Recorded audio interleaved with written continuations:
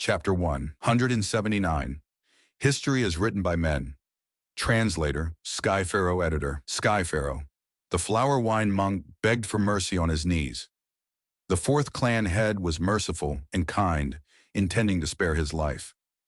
Yet the flower wink monk suddenly launched a sneak attack, and the clan head flew into a rage, killing the flower wine monk on the spot. However, due to the heavy injuries from the sneak attack, he passed away not long after. Alas, demonic path members were indeed treacherous and unworthy of kindness. However, as T. Ronan read through this content, her eyes gradually dimmed down. What a pity. This flower wine monk died on the spot and couldn't leave behind an inheritance. If he could leave an inheritance, that would be perfect to explain everything. The young girl sighed inwardly. Yet she didn't give up and continued to flip through the Guyue clan records until the time was up and Guyue Yaoji rushed them out. Fang Zhang welcomed the Tai father and daughter outside of the clan pavilion. Were there any discoveries? Tai Shualong was silent, whereas T. Ronan gave a bitter smile and shook her head. Fang Zhang continued, I just thought of something which might be of help. Big Brother and Qi faction work quite closely, and the Qi faction's elder, Guyue Qilian, had once defended him in front of everyone. Lady Tai, do you think this liquor worm could have been secretly handed over by Elder Qilian to my big brother? Qi faction? T. Ronan frowned. Yes, Qi and Mo faction were the most influential factions of our Guyue clan before the wolf tide, Fang Zhang explained. How was Fang Yuan involved with Qi faction? Tai Ronan reflected on this. She started feeling a headache. This was her first case, and she had been full of confidence at first. But when she actually started doing it, she felt that it was filled with difficulties. When she had seen her father solving the cases, it was as if success was guaranteed. All the mysteries were solved with methodical and orderly arrangement. However, she realized how truly difficult it was to solve a case when it was her turn. There seemed to be no trails sometimes, whereas all kinds of weird clues seemed to emerge, causing T. Ronan to be at wit's end. It was like she was covered in a dense fog, and she didn't know how close or far she was from the truth. Would this clue regarding Qi faction be of any use? Tai Ronan couldn't help but feel at a loss, and she subconsciously looked at her father. Father should have already discovered some clues, right?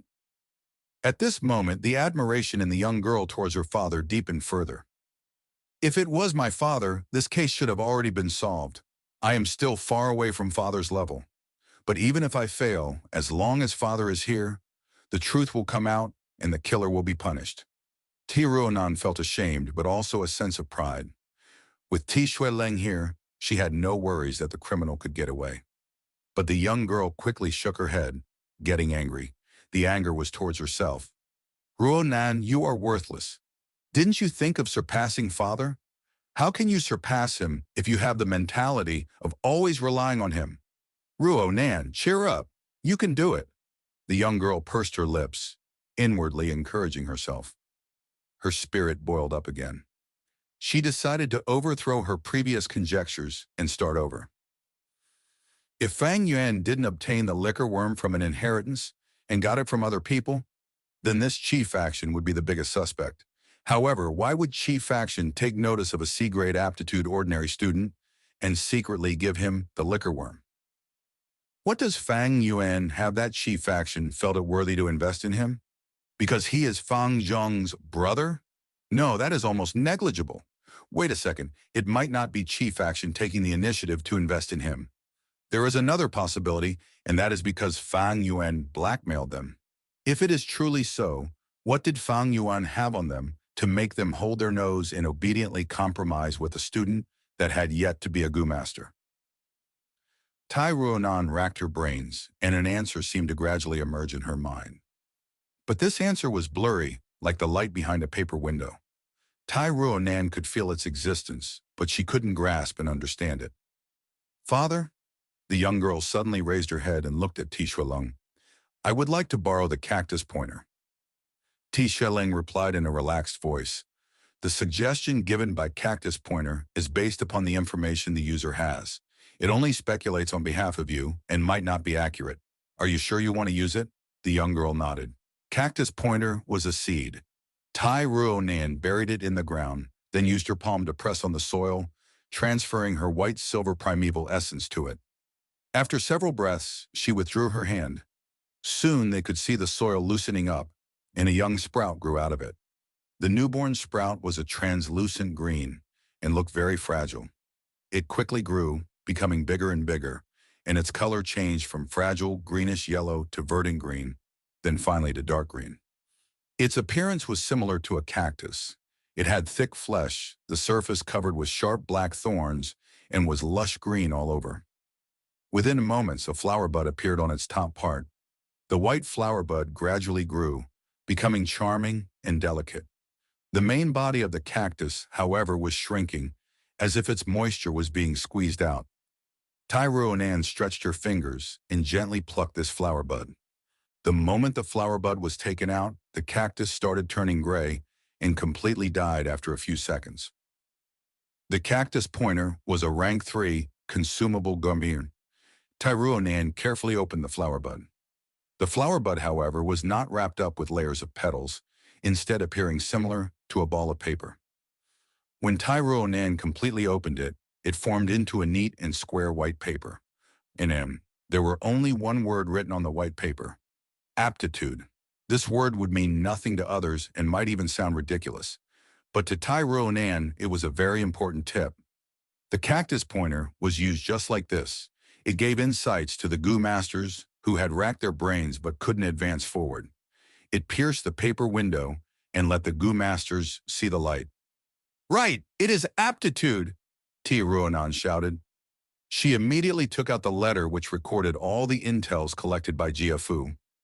There was something written in this intel which described the details on when and at what price Gu Yueqilen had bought the cleansing water guma. "It's this. I only briefed through this earlier and neglected it, not considering the underlying meaning. But the cactus pointer speculated on my behalf and gave me the answer. This cleansing water goo only has one use, and that is to cleanse the foreign primeval essence auras from the aperture." Why did Gu Yueqilen need it? Hey, this situation is too common and happens a lot in many clans. He should have bought this for Chief Action's inheritor. Chief Action's inheritor should have a bad aptitude. So Gu Yueqilen poured his primeval essence to raise the former's cultivation. The cleansing water goo is necessary to remove any after effects from this action. By some chance, Fang Yuan found this secret and used it to blackmail Chief Action, thus forcing them to compromise and give him the liquor worm. Tai Ruonan kept on mumbling out her conjecture. "Lady Tai, you are amazing. You could deduce so many things with just this word, but Gu Yueqicheng clearly has B-grade aptitude," Fang Zheng said. "B-grade aptitude? Huh, does that mean it can't be fake? It is very simple to prove this. We only need to examine Chi-Cheng's aperture and the truth will be out." Tai Ruonan's gaze was burning as her mouth slightly curved upwards. "That's inappropriate." Ti Shuileng, however, shook his head disapprovingly. "Oh, if this truth was found out, it would be a great blow to Chief Action, leading to turmoil among the Guyue village's higher-ups and causing political conflicts." Ti Shuileng said, "We came here to solve a case and not to wreak havoc. In the end, we are outsiders, and unless it is absolutely necessary, we can't meddle in other clans' politics." Tai Ruonan nodded. "Father is right. Besides this, there are also other ways to prove it. I remember that clans use a photo-audio goo to record every important sacrificial ritual. This is a traditional practice, and I believe Gu Yue clan isn't an exception. I want to refer to the awakening ceremony's image. Divine Investigator Tai, you have constantly been on the move for so many days and have gone through a lot of trouble to solve the case. Please come have tea. As for the image you want to look into, it is stored in the secret room inside the underground cave, which is among the clan's restricted areas. It would be inconvenient to let you two enter, but I have already sent someone to get it. It will be here in a short while." Gu Yuebo spoke with a smile. "I have troubled the clan leader," Ti Shuileng politely said. Ti Ruonan and Gu Yuefengzheng were standing on the side. "Divine Investigator Tai, if I may be so bold to ask a favor," Gu Yuebo suddenly said. Ti Shuileng. "Oh, please speak, clan leader. This is our Qingmao Mountain's internal affair. My clan, Bai clan, and Xiong clan have always been in a deadlock, but that changed due to the wolf tide. Xiong village evaded the wolf tide with malicious intentions and tried to take advantage of the wolf tide to weaken the other two clans. The negotiation earlier for compensation with them ended up in nothing. Hence, our three clans decided to hold a three clans tournament. Only Gu masters at age 30 or below can participate in it, and it will decide the future strength of each clan. Upon saying this, Gu Yuebo sighed. Actually, I have already felt that something was strange with Fang Yuan long ago, but couldn't look into it properly because of the wolf tide. If he really is the killer, my clan absolutely won't shield him. But I hope Divine Investigator Tai can delay this for a few days, since the three clans competition is hosted on the day after tomorrow. Fang Yuan killed old Wang's whole family, but they were just mortals, and it was not worth investigating. What if he killed them? It wasn't a big deal. However, if he really killed Jie Jinsheng, then that would change everything. If Gu Yue clan still protected Fang Yuan, that would mean becoming enemies with Jia family and losing the chance to trade with Jia family caravan again. It would even result in Jia family's retaliation. Organizations protected their inner members. But if benefits were endangered, the organization could easily give up one or two members for the greater good. The organization's earliest form came from ancient times. Human clans assembled together for their survival, borrowing each other's strength to gather more food and dividing up their work to hunt more successfully. Any organization's essence was obtaining maximum benefits. If one or two members obstructed the organization's path to benefits, then sacrificing them was a natural thing. Thus, even if there were very few elders in Gu Yue clan right now, if there came a time when they had to abandon Fang Yuan, the clan leader would have no hesitation. However, the day after tomorrow was the three clans competition. The results of this competition would decide their future for the next few years, as well as the benefit allocation of Qingmao Mountain. As a rank 3 Gu master, Fang Yuan was a vital fighting force for the Gu Yue clan. And, just like Bai clan's clan leader, Gu Yuebo also wanted to squeeze out Fang Yuan's maximum worth.